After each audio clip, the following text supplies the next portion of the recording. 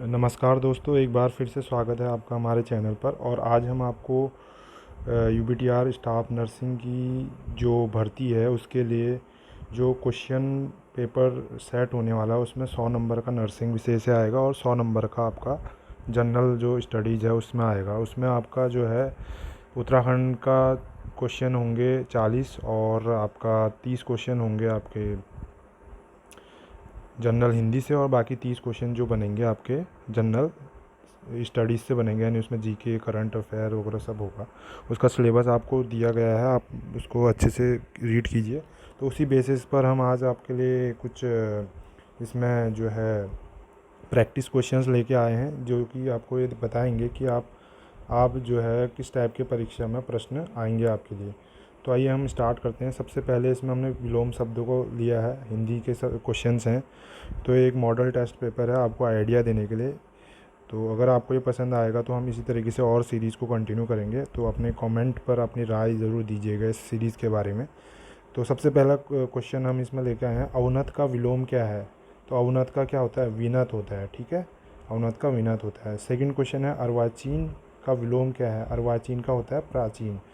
तीसरा है, अनुग्रह का विलोम क्या है। तो यह है दंड। तो आपको ये सारे विलोम शब्दों की जो है हिंदी की कोई भी आप पीडीएफ है या बुक है आपसे, तो वहाँ से आप इसको प्रैक्टिस कर सकते हैं। ठीक है, विलोम शब्द आएगा ही आएगा आपका, 2 या 3 विलोम शब्द पूछेगा, उसी तरीके से पर्यायवाची शब्द पूछेगा, तो आपको ये आना चाहिए। ठीक है, उसी प्रकार से हम नेक्स्ट क्वेश्चन की ओर बढ़ते हैं। नेक्स्ट क्वेश्चन है हमारा, इनमें से किस शुद्ध अशुद्ध वर्तनी पर आता है, यानी करेक्ट स्पेलिंग किसकी है यहाँ पर नहीं है वो देखिए। तो उपयुक्त है, श्वास है, दिनेश है। तो दिनेश को ऐसे नहीं लिखते हैं, ये गलत है। श्वास को ऐसे नहीं लिखते, तो उपयुक्त सही है। ठीक है, तो इस तरीके से आपके और भी क्वेश्चन बनेंगे।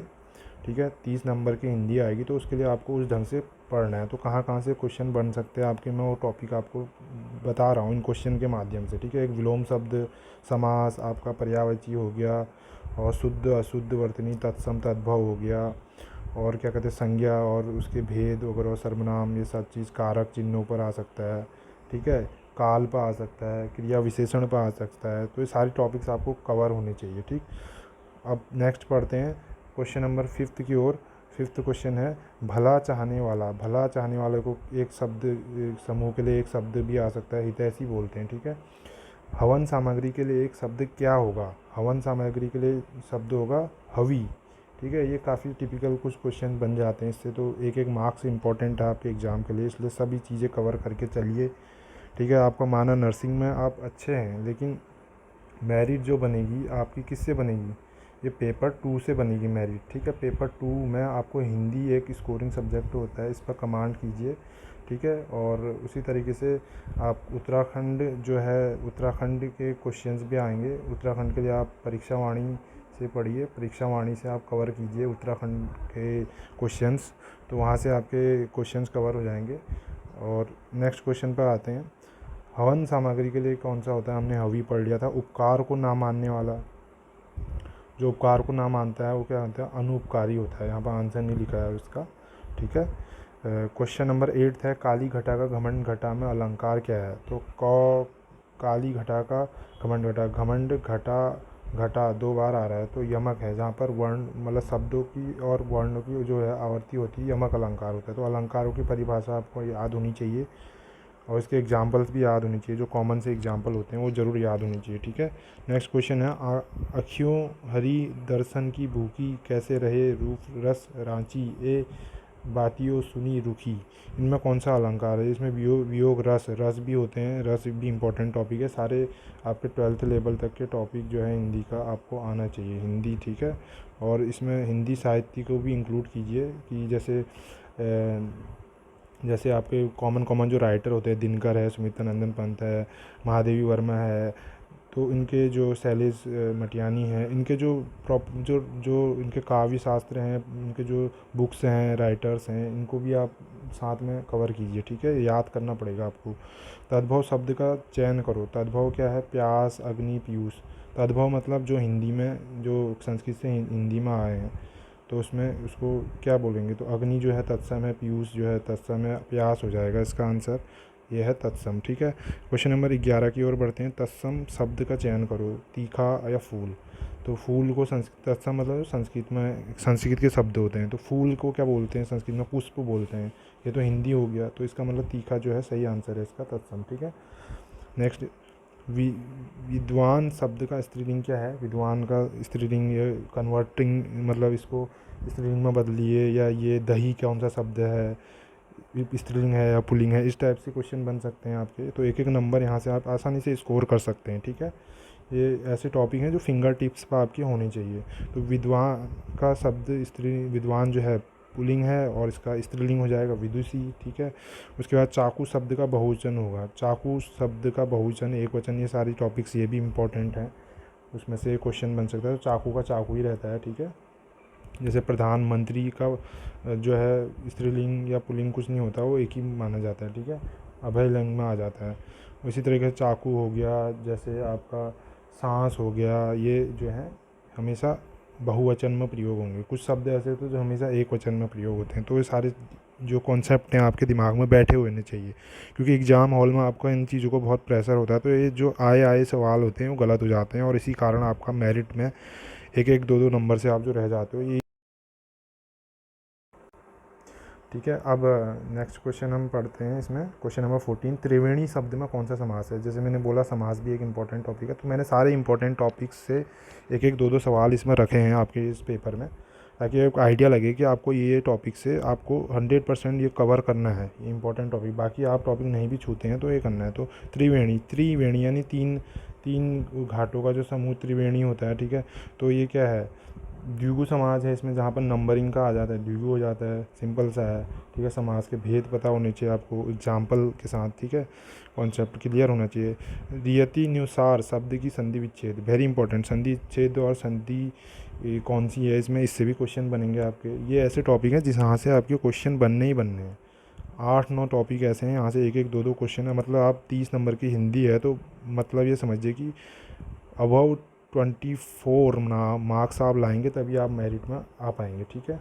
और हिंदी बहुत स्कोरिंग सब्जेक्ट है, मैंने पहले भी बनाया। तो रीति धन अनुसार हो जाएगा इसका, रीति अनुसार, ठीक है। और ये हो जाए ई धन और बराबर क्या बन रहा है यहाँ पर, यौ बनना है, ठीक है। तो आई आई वाले जो सब वो होते हैं, इसमें कौन सी संधि होती है आपको पता होना चाहिए, गुण होती है, यण होती है, ठीक है, ये चीज़ है इसमें। नेक्स्ट क्वेश्चन है 16, क्वेश्चन नंबर 16 में देखिए, प्रमथ स्वेच्छाकारी का कौन सा सही अर्थ है। तो ये अर्थ पर आ गया है सवाल की, इसका मीनिंग क्या है, ठीक है, डिक्शनरी का है ये शब्द।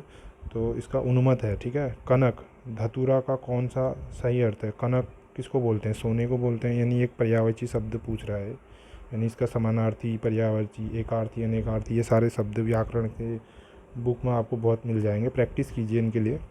वही एक तरीका है जिससे आप इन क्वेश्चंस को बना पाएंगे, ठीक है। क्योंकि हिंदी जो है इसमें थोड़ा बहुत लॉजिक लगता है, बाकी तो आपको सब याद करना पड़ता है इसमें, ठीक है। एक लैंग्वेज है, इसको आप जितना अपनी मतलब प्रैक्टिस में लाएंगे, जितना आप इसको बोलेंगे, सीखेंगे, पढ़ेंगे, उतना आपको ये इसमें कमांड हो जाएगी, समझ रहे हैं, लैंग्वेज, ठीक है। उसके बाद है शुद्ध वाक्य का चयन करो, वह एक विदुषी महिला थी। तो इसमें और एग्जाम्पल भी थे, तो इसमें से बेस्ट ये था, वह एक विदुषी महिला थी, ठीक है। 19वां है त्रुटि छांटो, इसमें से त्रुटि छांटनी थी। अपने अपने अपने किताबें बस्ते में डाल लो, अपने अपने किताबें। तो इसमें क्या है, अपने अपने किताबें नहीं होता, अपनी किताबें बस्ते में डाल लो होना चाहिए, ठीक है। तो व्याकरण की त्रुटि संबंधित ये भी आ सकता है, ठीक है। नेक्स्ट एग्जाम्पल और है इसका, त्रुटि छांटो, मुझे कल 2 किलो लीची खरीदने हैं।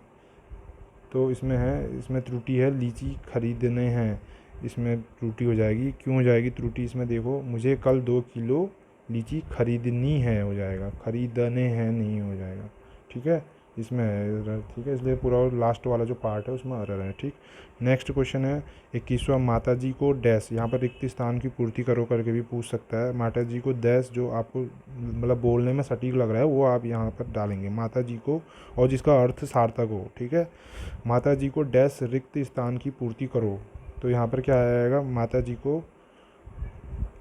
प्रणाम करो आ जाएगा, ठीक है। इतने में हमने ये क्वेश्चन था, और माता जी को प्रणाम करो था वो क्वेश्चन, ठीक है। नेक्स्ट क्वेश्चन है आपका इसमें जूते चाटना मुहावरे का सही अर्थ क्या है। जूते चाटना मुहावरे का सही अर्थ है खुशामद करना, ठीक है।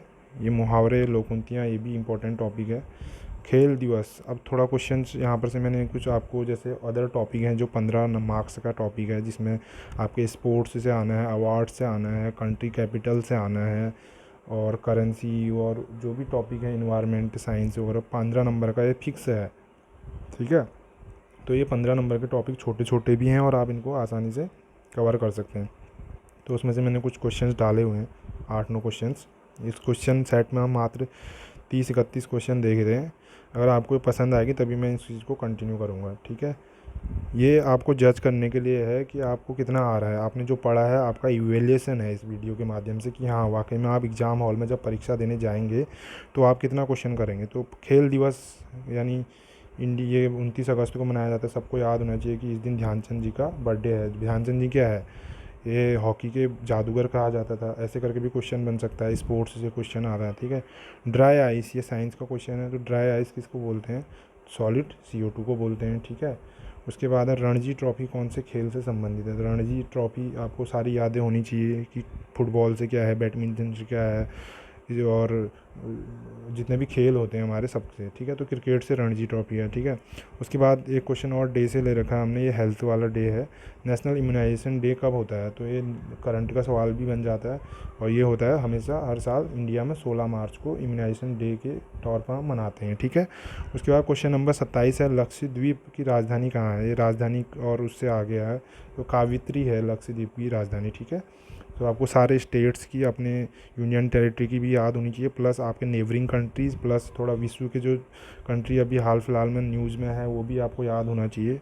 और जो मेजर कंट्री हैं उनके तो याद होनी चाहिए, जिनके भारत और विश्व के जिनके संबंध अच्छे हैं, जहाँ हमारी मीटिंग्स होती रहती हैं। सार्क के मेंबर हो गए, ओपेक के मेंबर हो गए, ये सारी चीज़ें इंटरनेशनल ऑर्गेनाइजेशन के वो हो गए, ये सारी आपकी जनरल स्टैटिक जीके में आती है, ये सारी कवर होनी चाहिए आपकी, ठीक है। उसके बाद मैंने कुछ वाइल्ड लाइफ और उससे ले लिया, जैसे आपका ये वन्य जीव विहार होता है। मानस राष्ट्रीय पार्क कहाँ है, तो असम चल दिए काजी मानस। तो असम में क्या है, एक तो मानस है और एक काजीरंगा है। तो काजीरंगा किस लिए फेमस है ये भी पूछ सकता है। एक सींग गैंडे के लिए, जिसके पास एक सींग होता है गैंडा, उसके लिए फेमस है, ठीक है। ये सारी चीज़ें, और असम की यहाँ पर से आपको ये क्वेश्चन में राजधानी भी पूछ सकता है, तो दिसपुर होती है। तो इस ढंग से आप रिलेट करके चलोगे तो बेटर होगा। मतलब एक सवाल से आपको 10 एंगल बना के देखना है। कंपटीशन है तो कंपटीशन को कंपटीशन की तरह डील कीजिए, तब थोड़ा आसान रहेगा, ठीक है। उसके बाद मैंने डांस फॉर्म से क्वेश्चन डाल दिया इसमें, भरतनाट्यम कहाँ का नृत्य है।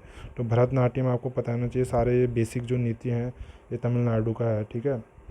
भरतनाट्यम तमिलनाडु का है। कुचिपुड़ी कहाँ का है ये पूछ सकता हूँ, आंध्र प्रदेश का है, ठीक है। और एक और होता है, क्या होता है वो, केरल का क्या है, कथकली है, ठीक है। और कथक कहाँ का है, उत्तर भारत का है, ठीक है। वैसे ही गरबा कहाँ का है, ये है आपका गरबा गुजरात का है, ठीक है। डांडिया गरबा गुजरात का है, ठीक है। ये सारी चीज़ें आनी चाहिए। फिर भी मैंने एक डे का और डाल दिया, विश्व ओजोन दिवस। ये अब कब होता है, 16 सितंबर को होता है। इसी तरीके से अन्य आपको पूरे महीनों के डेज के लिस्ट आपके पास होनी चाहिए, डायरी में नोट होनी चाहिए, नोट्स में आपके होनी चाहिए। लास्ट क्वेश्चन देख लेते हैं।